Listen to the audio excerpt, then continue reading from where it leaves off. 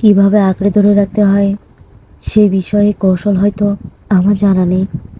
আমি শিখিনি কিভাবে জোর করে কাউকে আটকে রাখতে হয় কিংবা মায়ের বাঁধনে কাউকে বন্দি করতে হয়।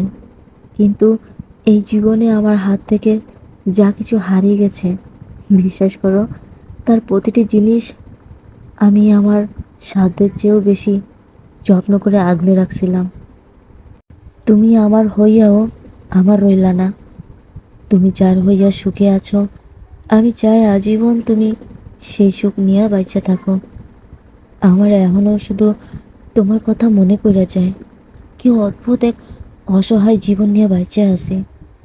তোমারে মনে পড়ে, তোমার কণ্ঠ কানে বাজিয়ে ওঠে। আমারে খুন করা তোমার আকাশী চোখ মনে ভাসে।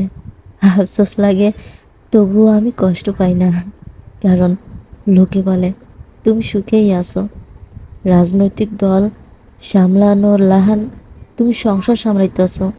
তোমার এই পাওনের লাইগা যে দুহাত তুইলা মরা কান্দন কান্দে নাই, সেই তোমারে পাইছে। কত সৌভাগ্য নিয়া জন্মাইলে মানুষ এমন একখানা জীবন পায়। তয় এটা ভাইবা আফসোস লাগে, যে ভাগ্য তোমারে পাইছে সেই ভাগ্য কেন আমার হইল না। তোমারে কখনোই বোঝাইবার পারলাম না আমি কতটা ভালোবাসি তোমারে। মনে মনে হাজারবার চেষ্টা কইরা তবু বারবার ব্যর্থ হইয়াছি।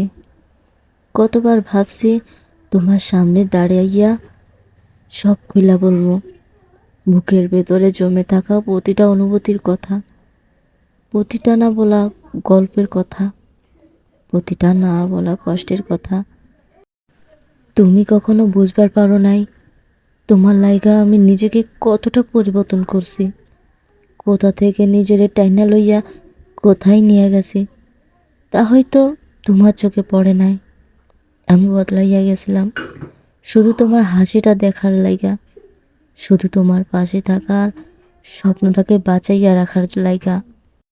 সে সাজিল পারু, আমি হইলাম দেবদাস। তাহার হইল সুখের সংসার, আর আমার হইল সর্বনাশ। ভালোবাসা যদি পাপ হয়, তাহলে আমি সবচেয়ে বড় অপরাধী। কারণ ওর বিশ্বাসঘাতকতার পরেও, ওর দূরে চলে যাওয়ার পরেও আমি এখন ওকে ভালোবাসি। আমি জানি ও আমাকে ঠকিয়েছে, আমার চোখের সামনে ভেঙে দিয়েছে আমার স্বপ্নগুলো। আমি জানি আমি থাকার পরেও অন্য কারো হাত ধরে হেসেছে, যে হাসিটা আমি একসময় নিজের জন্য কল্পনা করতাম। তবুও আমার মন এখনো ওর দিকে ছুটে যায়। কখনো দুঃখ হয়নি নিজের প্রতি।